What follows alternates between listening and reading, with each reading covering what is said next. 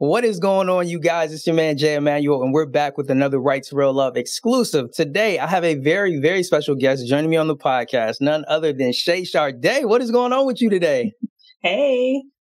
Yo, I'm excited to have you on here. I came across your YouTube channel and you are doing amazing work. I first came across some of your solo videos, but then I saw you were doing a lot of live streams and the discussions that you were having were amazing. The guests that you bring on, the topics that you guys dive into.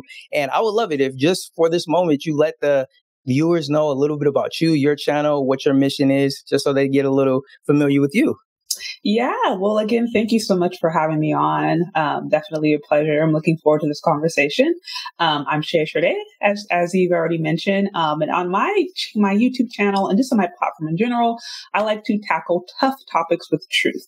So I'm a femininity channel that really focuses on really lifestyle and how women can, use their faith, use their understanding, and just actually navigate real day-to-day life. So I mentioned tough topics because life is sometimes tough. It's not always easy. And I think on YouTube or on social media, it can be very easy to present a certain present a fantasy of life that is not always reflective of real life. So I do like to talk about happy things, but I also like to talk about things that impact us: relationship, mental health, spirituality, race, culture, all the things that women navigate in hopes that they can actually have the tools that they need to make better decisions in their life. So that's what we do.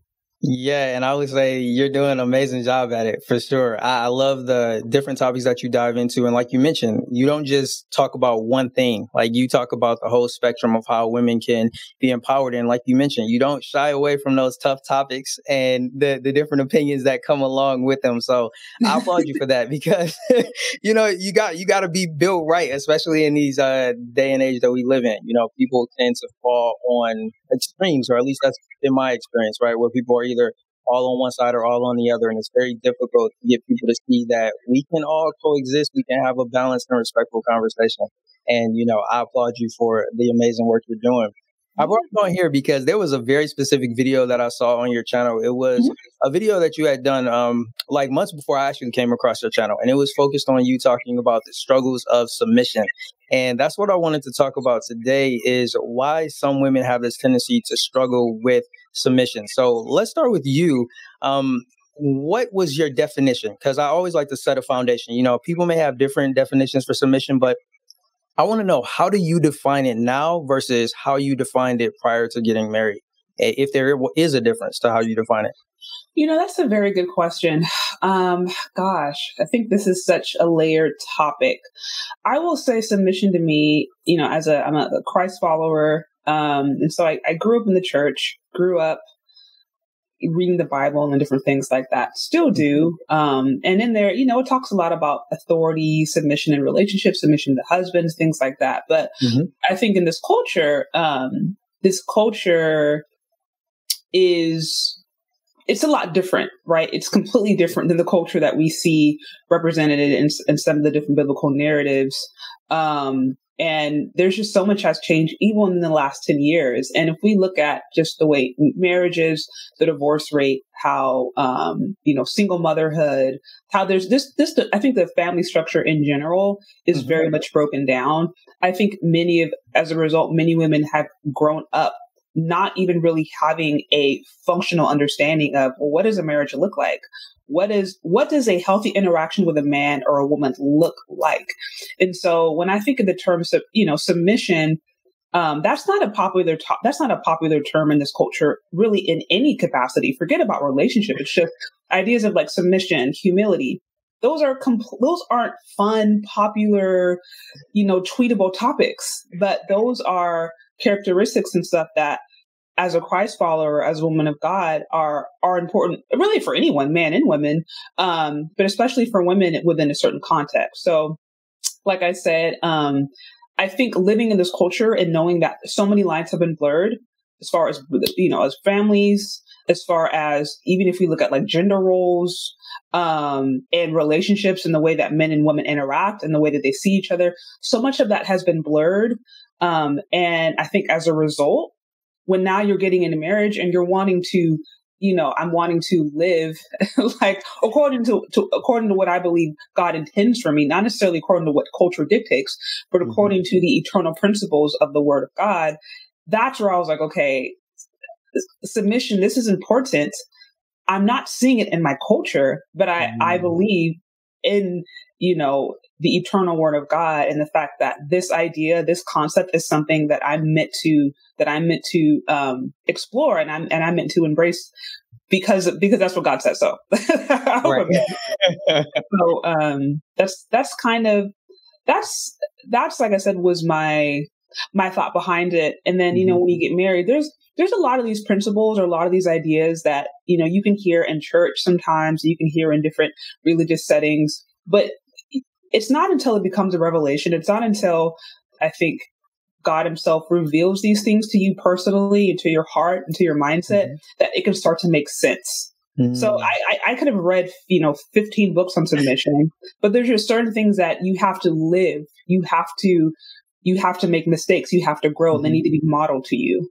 And for me, that's very much what I think the idea of submission, especially, is just precisely because we do live in a society where submission is just like non-existent. Right. So, yeah. No, I really appreciate you for sharing that. And there were a lot of things that stood out to me. One thing that I would love to get your perspective on is, once you got into marriage, you talk about having the models, you talk about kind of having your own experience, and that almost acting as a catalyst, if I can use that word, to getting you to kind of shift the perspective that you had. And it would almost seem like, and definitely correct me if I'm wrong, that it became more important. It became more relevant, even to a certain extent, once you were actually in a marriage with your husband. And now these principles are actually being applied on your day-to-day life, right? Yeah. Well, I will say this. I think sometimes the focus can be just in general. We can tunnel focus or have tunnel vision on one particular topic or one particular area, and not recognize that area is actually connected to so many different areas. So, for example, it's like my submission first and foremost is to God. Right. Period. Right. So it's like, if I'm walking in disobedience or I am not developing a relationship with God, then this topic of submission is null and void. It's like, if I can't even submit to God, ain't no way I'm going to submit to any human authority. Right. So I think right now this is a godless culture on so many different levels. And so it's not surprising with there being really no fear of God, really no true understanding. I mean, not like an understanding of like, oh, I maybe meditated the scripture, but a heart revelatory understanding of the Messiah, understanding of the Christ, right? Without that, yeah, you're going to have people who are godless, and then you're going to have people who therefore are not submitting to God, therefore are rebellious. So you're going to take that spirit that you find in men and women, especially, you get them in marriage, then it's just like, it's just a broken down structure. So, that's what I was saying for me, my submission had to start with God, with my relationship with God before I even met my husband. And then we expand, we grow in our walk with God. Like, we grow in our understanding of what it means. So, me interacting with my husband, who's very much imperfect, who very much has his own issues and has his own shortcomings, as do I. And I'm having to learn. Okay, you know what? Maybe this is an area where I feel like I have the better answer, or I have the understanding here, or I have this. But out of submission to God, and out of honoring and trusting God and trusting his process and trusting that he's here with me in this relationship with my husband, that I made it defer to certain things. I do not pretend to be perfect in this process. I certainly am not. I have women who've been married decades who I often talk to, and I'm like, help me navigate this. But that's something that I'm learning. And like I said, I think that the key foundation is you can't expect any woman to submit to any man when she's not submitted to God. And also, by the way, a woman needs to make sure that if she is submitting to a man, she's also submitting to a man who has a relationship with God. That's because I think this whole fear of submission assumes that you're now getting yourself in a relationship with somebody who's a dusty, right? Has no character, is bad, is violent. And it's just like, you don't need to be in a relationship like that anyways. So if you're Right. in a relationship with a God-fearing person, not perfect, doesn't have everything right, but somebody who fears God, then the fear of submission should be removed, because now you and that person together, you're under God's care. And submission Exactly. is now for your protection as a woman. It's not for your control. So That yeah. right there, very key. So I always like to start in places of commonality. So what would you say are some of the overlap between the way you submit as a woman to God and the way that you also submit to your husband? Where's there overlap in those two? That's a good question. I think for me, it's going back to, starts with trust. It starts with trust. I will say every single day I am challenged in my walk with God to learn how to trust Him and to learn how to surrender my will. So I That think right there. that is, surrendering the will. So that, like I said, I honestly didn't know how strong-willed I was until recently. And like I said, some of these things can come out in marriage and different relationships, or just sometimes even apart from that, things happening in your career, things you want to happen in your life that you want to will to happen, you want to force to happen, and they can't. They're outside of your control. So I think I believe submission to God becomes easier when we trust Him. When we trust like God has everything in control. Like He sees everything, He knows everything. I'm in God through Christ. I'm connected to this force, this power of love, that why would I not want to submit? Why would I not want to do better? But like I said, that becomes easier when you learn to trust. And learning to trust takes time, because that requires experience, that requires going through difficult times, that requires working out sometimes different fears, different challenges, different traumas. So it doesn't just happen overnight. Now, so trust is one, right? The fact that you have to trust God, you also have to trust your husband. Right. What are some other ways that there's some overlap in the way you are submitted to God and the way that you're submitted to your husband? Some overlap. So trust, I would say, I guess other areas where they kind of connect.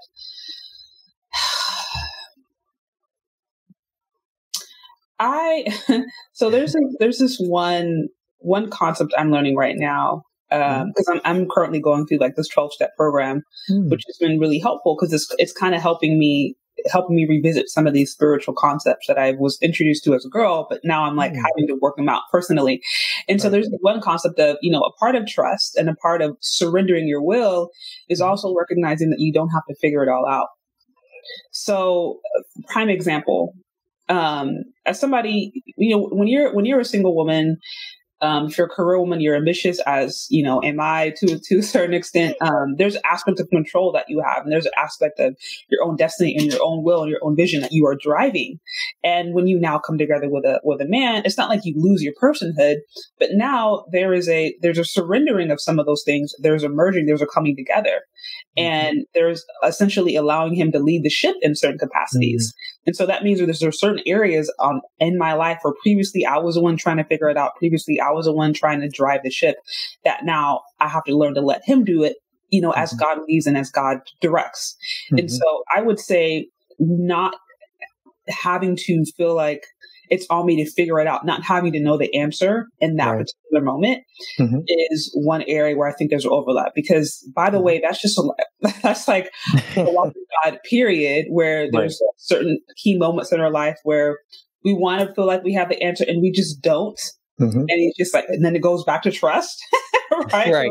So you have to trust, and also you're not going to have the answer until you need it. And so that's like a relationship with God. And there's, like I said, times in my marriage, in a marriage with another human being who has his own imperfections, where it's like, okay, this is an area where God is wanting me to surrender or let him take over, let him lead it. And I can't figure out how that's going to look. I can't control how it's going to happen. If God is leading me in that to yield, I have to trust that God is going to take care of it. And I don't even have the answer as to when or how. And so I think that would be like another area. That's good. That's really good. And another thing that kind of comes to my mind as we kind of lay the foundation and give people a definition that we'll be using throughout when they hear us say submission is, there are terms that pop up whenever this conversation is had. Obedience, control, domination, like people have all these different terms that they throw out there that they I would say, and this is just my personal opinion, they assume are synonymous with it, right? Right. Right. And that's what I want to address, right? From the perspective of a married woman of faith, is submission synonymous with control, obedience, surrender, domination? Like, are they synonymous, or is it completely different? And this is just for the ladies out there listening. I would say it's different. Submission does not mean you're a doormat. Right. It doesn't mean you don't have a voice. It doesn't mean you don't have a personhood. It doesn't mean you lose yourself. That's being codependent. Submission isn't necessarily about, loss of all control. Like there's levels to this. And like I said, I don't pretend to be an expert. This is something that I'm learning and growing in every single day. We just want to hear your experience. Yeah. But as far as like just a basic understanding, it's like, no, first of all, as I said again, this is assuming that you are now in a relationship with somebody who's God-fearing, not anybody who's perfect, because that's not going to exist. Somebody who is God-fearing, and in your heart that this person is, they're going after God. They're going after the truth. So you start there. And like I said, with that, then going back to the trust, we have to learn how to actually be spirit led, right? I mean, you have to learn how to allow God to direct your steps. And so often I think people will take these concepts and it says, oh, well, trust looks like this. And here are the three different pointers. Here are the three different ways trust looks like. Or here's how surrender always looks. And here's how, faith always looks. And it's like, that's not real life, because we can write down all these lists and all these programs and all these to-dos and all these things. But life throws us, curveballs. Everybody is unique. Everybody has a different experience. So, it's not always going to be so cookie cutter. So I would say, as far as just having basic understanding, if we remember this, God is love. Okay. God is love. God is not controlling, right? God is not rude. God is not trying to harm us. And so anything that is going to bring us harm is not of God. So therefore, if we're associating submission with harm, that's not of God. Right. Because that's not God's character. Right. As I mentioned before, if we understand that order that God brings, boundaries even that God places in us, it's for our own safety, it's for our own well-being, it's for our own understanding, then this idea of submission, honestly, not only does it remove fear, but it almost alleviates a burden. Because what happens is when we're not submitting, and we're supposed to, when we're not relinquishing control of certain areas of our life or certain areas of our walk when we're supposed to, what we are intentionally doing are taking on burdens or taking on different challenges or things that we're not intended to carry. We're taking on weight, worries, fears, challenges, people, situations, jobs, whatever it may be. We're taking on things that God did not intend for us to carry, and that never ends well. That's real. So, yeah. I have one last question with regards to like setting this foundation about submission before we push on. Sure. Simple question. Is submission a choice? Yeah. It can't be submission. If choice is removed, then it's not submission, it's control. Right. And I asked that question because some people have the misconception that they don't have a choice in the matter. And I think it's really important for them to hear from a woman of faith, a married woman of faith on top of that submission is ultimately your choice. It's not something that somebody is forcing you to do. And if you are feeling forced, then that is not submission at all. No, that's control. And you might need red flag. Like I said, somebody, and I think what we see a lot right now on men and women's space, it's somewhat reactionary, right? I think you have a lot of men out there who are upset because, modern women, modern femininity, however you want to term it, it has become so out of hand. And so they feel like they're up against the wall. And so they're not reacting, and they're not just saying, oh, well, you just need to submit. You needed this, and that, which is true. I'm not saying that those things aren't true, but that doesn't also negate the fact that yeah, there are also things that men need to do. There's certain character that they need to have. There's work that needs to be done on their end in order for a woman to even be able to submit. Like, a woman shouldn't just be submitting to any and everybody. Not at all. So, yeah. No, that's good. So to get to the heart of the matter, I want to get your thoughts. Why do you think some single women tend to, I guess the best way to put it, why do they have an issue with the concept of submission? I think there's multiple reasons for that. I think there's been conditioning on our end, right? Mm-hmm. Post-feminism. I guess post-feminism movement. I mean, feminism is still very much alive and well today. That's essentially the society that we live in. I think there were good aspects of it to a certain extent, but I think there are also very many negative aspects that oftentimes are not addressed. And one of those aspects is how it did start to challenge and started to break down some of the, whether you want to call it gender roles, or some of the different understanding between men and women that were essential to maintaining a family. So now, for example, that it's a common thing that women have heard is, everything from being able to you can go and do anything a man can do, right? Like almost this idea of equality being mixed for sameness. Right. And how now you have this push in sometimes where it's like, no, men and women, they are the same. They are the same. And like that being a new conversation. Yeah. I'm looking at it and I'm just like, we're obviously not. If we were to all just stand in a room and take off our shirts or whatever, we would clearly see that we're not the same. There are differences. But apart from that, if we have been conditioned as young girls to grow up and believe I can do anything a man can do. Right. And then if we look at the different way men are even portrayed in the media, in certain scenarios, even just if I think of some of the top soap operas and top movies and romance novels, it's very feminist leading. It's very much, it is a very female centered approach. So it's like, we've had all these messages that I think we have been fed for a long time.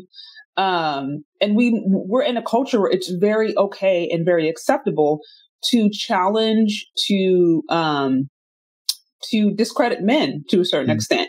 And like I said, I'm not saying that as a way where, you're supposed to just hide things under a rug. Like, obviously, if there's abuse and obviously if there are bad things going on, yeah, that should be addressed. But I think some of these things, they've swung so in the other far direction that now, as a result, you have a woman growing up being like, I can do anything a man can do. I should be able to go and get a job or get a career or do whatever.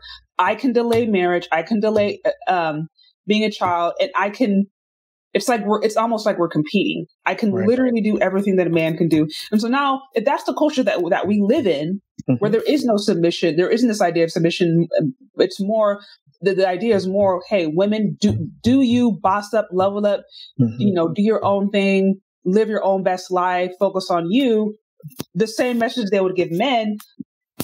If that's what you're hearing, how all of a sudden are you going to get in a marriage and then now purposefully put yourself in a position to where you're relinquishing control, or you're relinquishing rights to a certain scenario? That goes completely against everything that you've ever been taught. Right. So I think that is a big component of it. If you, as a woman, think that everything about you is equal or the same to the man that you're in a relationship with, you're going to see no need to submit. You're going to see that as oppression. Right. And with that in mind, how does a woman who has that way of thinking when it comes to submission and have that struggle with embracing the concept once they are married, how do they shift their perspective? Like what's required? Because and let me ask this question first, just so to add some context. Were you ever a woman that thought like that? Because just from me listening to you, I don't get that impression. I get the impression that you may not have understood submission to the degree that you do now as a married woman, but it doesn't sound like and I know we only been talking for maybe like 20 minutes, right? Right. But men can so tell. Like, I'm not saying it like I know your history. So I'm asking the question, but I'm also inferring what I've gotten just from our interaction thus far. And I just want to know from your experience, did you once think like that, or have you never had that perception of submission? I think think it's almost impossible to have been born and raised in the society and to not take on, at the very least, some aspects of it. Okay. I wouldn't say I was ever to the far, far, far extreme where it was just like, all men are trash. I can do everything a man can do. I don't need a man to this and that. I can't say it was to that far extreme, but there are certainly definitely things that I believed that to me, it was subconscious. I wasn't even fully aware of it until I got in relationships. Like prime example. I think there's this general understanding, and I don't know if it's a lack of understanding or just apathy, if women just don't care. But right now, going back to this competition we see between men and women, it's so common for women who maybe decided to delay marriage or delaying children or whatever, which is not necessarily a bad thing, but it's common for them who they focus on their career, they've gotten jobs, they've gotten education, to think that now puts them in a higher bracket when it comes to who they have access to in dating. It makes them think that they should basically be worth a better quality man, however you define that. And the reality is, a woman who leads with her accomplishments is not necessarily attracted to a man. Most men. I'm not saying this is all across the board. I get you, Chardé. Right. Like most men are just like, oh wow, she has a PhD. Whoo, like I'm it's like, great, you have a PhD. How do you look in a dress? Like that's how most men. And so, but I think for some time I didn't know that. Like when I was younger, I had this idea of like, oh, I remember thinking, especially in my young like 20s, and I was in college, like I felt like, oh man, I have to get a certain amount of money before I can even qualify to date a guy. Like crazy stuff that I know now was just stupid. But I kind of had this idea of like, oh, if I'm not making a certain amount, if I don't have a certain amount of, degrees or haven't reached a level of my career, then I'm not going to be as attractive to a guy. So I had zero understanding of what your men were looking at. And I think there's a lot of women out there where they believe that what they're attracted to is what men are attracted to. And I'm like, that's not the case. Men and women are genuinely attracted to different things. Not all the time, but generally they're attracted to different things, Right. So that's like one prime example where I was just like, that kind of whole thing the feminist ideology had seeped into my thinking. And I like the point that you made earlier about it being subconscious. And I think that for a lot of people, as you mentioned, when we are, for lack of a better term, indoctrinated within our society, or at the very least, we're inculcated, right? There's this thing that's happening behind the scenes that we're not aware of. It comes from the television and movies that we're watching, the things that we're reading, the things that we're listening to. It all has an impact. It all has an influence on us, Definitely. Right? But there's something that you mentioned, and, it's kind of a sidebar, but I just want to get your thoughts on it because I never even considered it until you brought it up, which is that distinction between apathy and lack of understanding. Do you know if there's a way to determine whether it's one or the other? And this is more so just me asking for myself because I'll be curious to know that. I'm still trying to figure it out. Well, I have this discussion with my husband a lot on how we were talking about this the other day where it's like, okay, so male preferences are misogynist, right? That's his vision. He's like, yeah, male preferences or just what heterosexual men find attractive is generally seen as misogynist. Like if a man is to express what he naturally likes, that's going to be misogynist.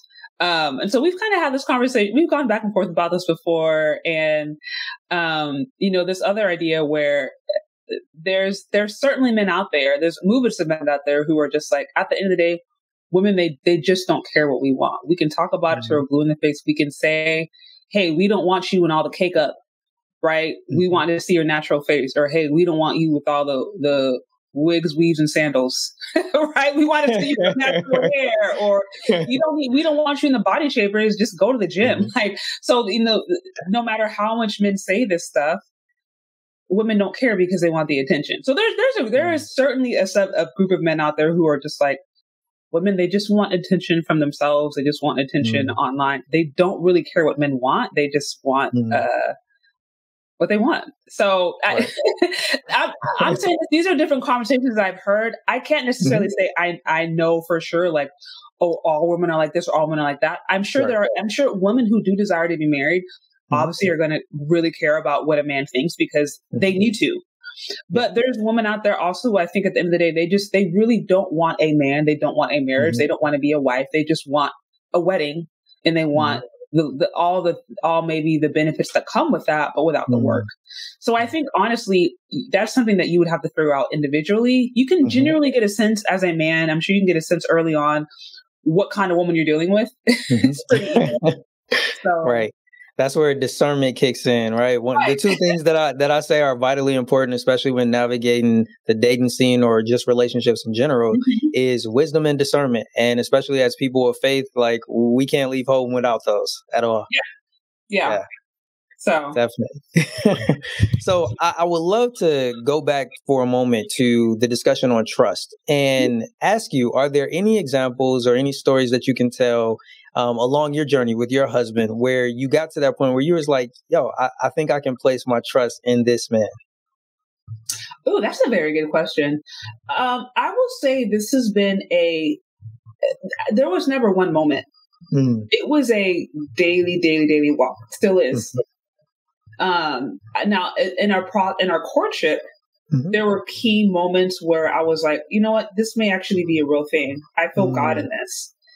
I sense God in this. There were key moments, I think, in our courtship and our dating process that made me be like, okay, you know, this isn't perfect, or this isn't maybe the kind of man that I expected in this capacity, but I sense God in this and I see God in him. So that gave me peace and the desire and the willingness to move forward. Wow. And I think you just have to continue with that. You have to continue every single day, staying connected. I mean, we know God's in us, right? We know God is always moving and breathing. But as far as making myself available to hear and making myself available to receive that revelation, it's a daily thing. So yeah, I hope that answers your question. It does. And I'm curious, are you comfortable sharing some of those experiences where you got that inclination where it's like, okay, this is different? Yeah, I would say there were key moments, I think, where I would say this as in general for women. I think for women who really do want to get married and they're serious. Because I remember prior to that, I had what I like to call different situationships. Which was, you know, those scenarios where it's like, it's just that annoying place of things being unclear. It's very nebulous. Right. It's like, oh, well, he did this, so he can like me, but then, well, maybe he doesn't. Okay, maybe he's waiting, but not waiting. And it's like, no, like, and for a while, what I learned was that I, as a woman, was putting off wishy-washy energy to a certain extent, or I was putting off wishy-washy vibes. So I continued to get wishy-washy guys. Wow. Just like that. And then when I got to some point where I was just like, I'm tired of this. I want a husband. And like, this doesn't need to be all that difficult. I moved with purpose. I was very clear. Okay. So as a result, when I started dating, or at least started talking to him, I was pretty clear early on, like, this is what I'm about. This is what I stand for. Here are my boundaries. This is who I am. I just put it out there. Right. And so, and I knew, because at that point, I had gone through, you know, a lot of different dating scenarios and had come to a sense of, this is what I believe in my heart God was giving me as far as my own standards and my own boundaries. When I presented them, I was like, if this person is for me, then he's going to stay. If not, then this is going to break it up. So it was different moments without the courtship where God was like, this is the boundary that you're to hold. This is a line that you're to hold. I was like, hey, this is what it is. And he'd be like, okay. Wow. I was like, oh, okay, well then, all right. That's, like I said, that's my story. Everybody, it's different. But when you know, going back to that submission to God and developing that relationship with God, when you know that there are certain things that God has instilled in you, it's like, hey, these are things, these are non-negotiables, or these are things that you're not to compromise in, or these are things for you to look out for. That is, you hold on to that. And to be clear, there's a difference between that versus what you desire. Like, because I think sometimes what happens is women, we can mix up what God deems necessary versus our personal desires. And if it's just like, for example, you may be like, oh, I want a guy that's 6'4", makes 6.5 figures, has green eyes, or just something like that, where it's like, okay, that's a preference, but that's not necessarily, God didn't promise you that. He simply did it. Now, somebody that has maybe character, somebody that's willing to go through the process as far as, having their heart be exposed to certain things, willing to maybe go through premarital counseling, like things like that, where it's their character. God is showing the character of that person. To me, those are the things that you don't compromise on. But like the things like, oh, I want him to be 6'4" and he comes and he's only 5'11" or he's 6 foot. Like I think you're going to be okay if you dial back on that particular aspect. So right. No, that's good. That's good. So I'm curious, how can single women out there become more receptive to submission if it's something that they're open to, right? But they're still kind of struggling with it. How can they become more receptive? It starts again with their relationship with God. If you as a woman, as a person, period, cannot submit to what you can't, to what you can't see, to what you say that you believe in and have trusted your entire life in and put your faith in. If you can't trust in that, then you're not going to be able to trust in a, imperfect human being that's going to get in your nerves. Like it's just not, you're not going to submit to that.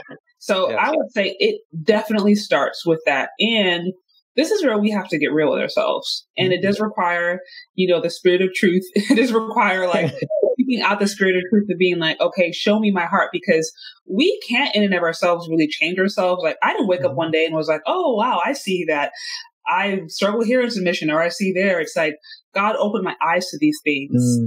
There is a revelation. And so I think it starts with a desire. Like if you desire it, right? It says if you knock on the door will be open. If you desire the truth, if you desire change, God is not trying to withhold that. He desires spiritual change for us more than we do. So I think it starts with a pure, honest desire. And then, searching your heart, having an honest inventory. Right. There's that one scripture that talks about, I think it's David, and he's like, Lord, search me and know me, try me and know my anxious thoughts.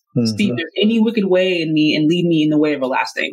And it's this prayer, like, Lord, like, search me because I think I'm good, but maybe I missed something. So, coming in with that heart and that mindset of like, Lord, I want to change. I want to do better. Reveal yourself to me, show me.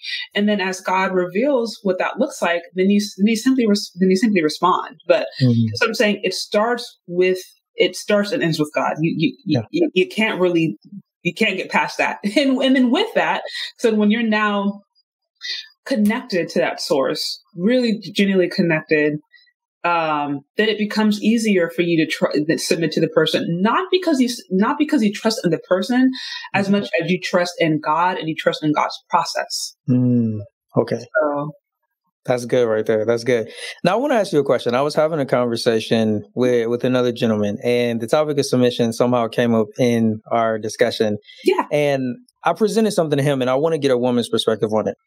I was sharing that even when I hear women speak against submission, I feel like they are addressing it more so from a general perspective as to they're not willing to submit to every man. But I feel like if a woman meets the right man, then that kind of changes, that shifts, because it's not the fact that she's necessarily against submission, but it's just the fact that the majority of men she doesn't see as worthy, for lack of a better term, of her submitting to.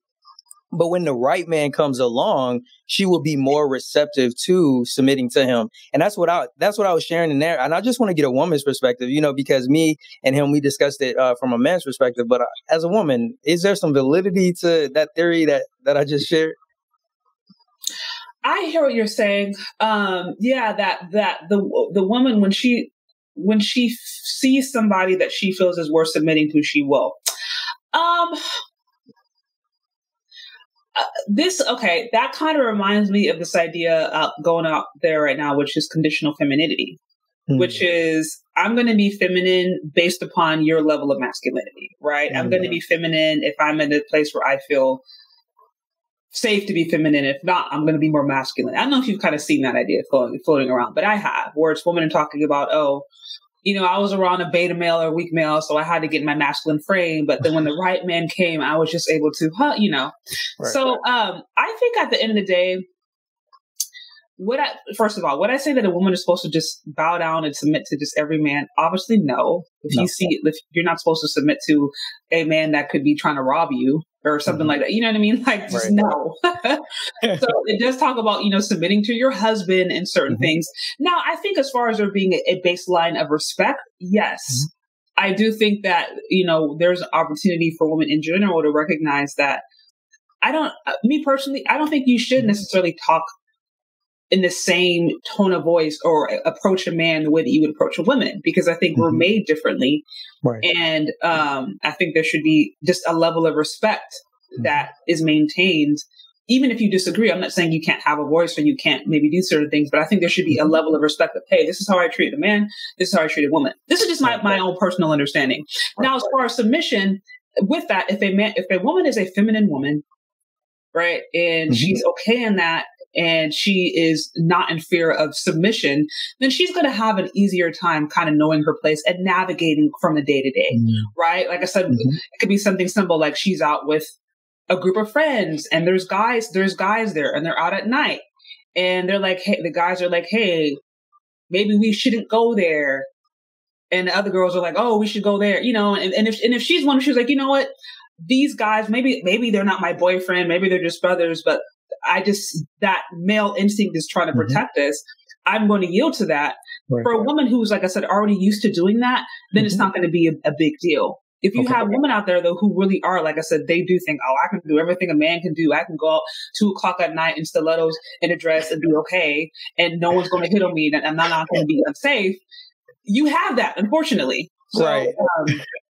So yeah, I think, like I said, that submission has more to do with that woman than it actually has to do with whether or not she's around a man who's worth submitting to. I hope that makes sense. No, it does. And I feel like that's kind of in line with what I was saying, because essentially my main key, it wasn't the submission itself as much as her receptiveness to the concept of submission.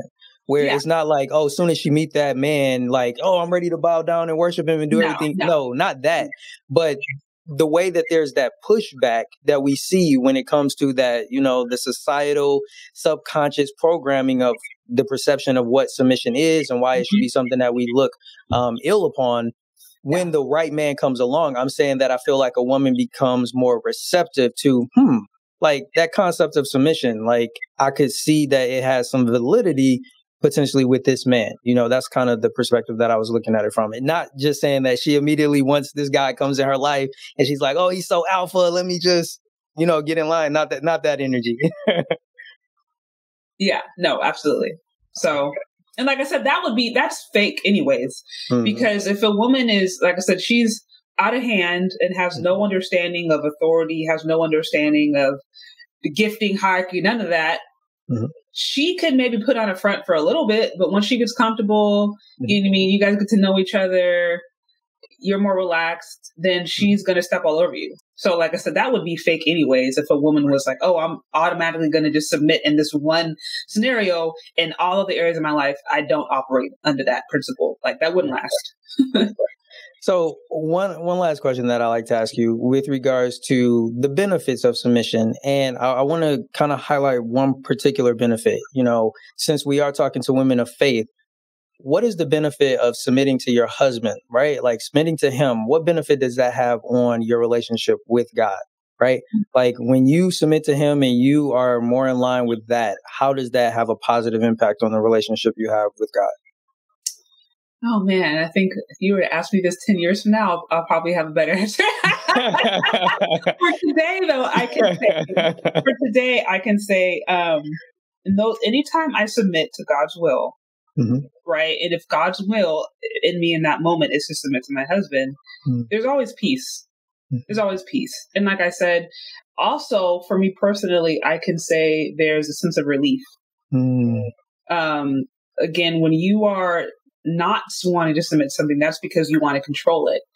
And as I mentioned before, if you're trying to control something that, one, you either don't have control over, or two, you were not meant to ever handle in the first place, you're now putting more pressure, more stress, more burden on yourself than when you can capacitate. And I think, honestly, this is one reason you have, women who struggle maybe with anxiety or depression, being overwhelmed, panic attacks, all these different emotional issues that everyone deals with, but we're speaking about women. I think one of the reasons can be because we are trying to control scenarios, or we are trying to act like we are the God in a scenario, but we're just strictly not. So I think part of wisdom is understanding your own limitations. Right. And so that's what I'm saying. When I submit to those areas where I especially know I don't have the answer and I don't have the capacity to even try to figure it out, that comes with peace. And that comes with sometimes like a big sense of relief if it was an area where I was trying to have control over and I shouldn't have to begin with. So that's good.